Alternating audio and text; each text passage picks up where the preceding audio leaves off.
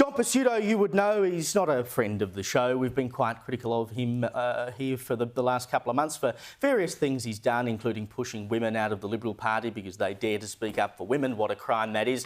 But he has finally said the most sensible thing that has come out of his mouth, and that is that if you tax private schools more, it's a bad thing for schools and students. Take a listen to what he had to say today.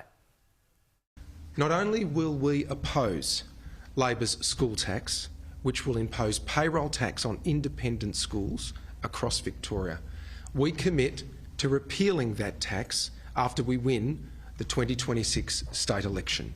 We don't believe Victorians who work hard and send their kids to independent schools should be punished for the financial incompetence of the Andrews government. It's just not fair.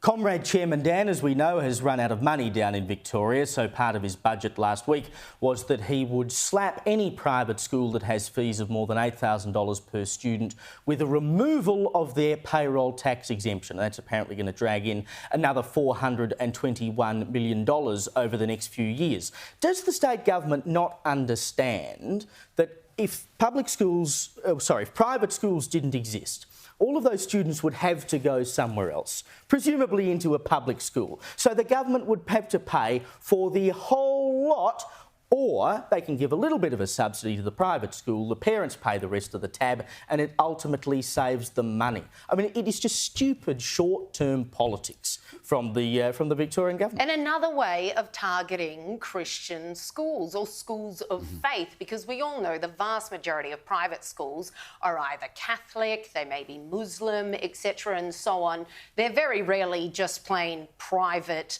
schools. And what you can kind of see happening here is that that cost that the schools are now being racked up with will most likely be absorbed by the fees that they charge. Hence, some students may not then be able to afford it. And exactly as you say, where's the space in your public schools? We're going to pay the whole lot. It's utterly ridiculous. On a positive note, it's good to see John Pesutto attacking Dan Andrews rather than women in his own party.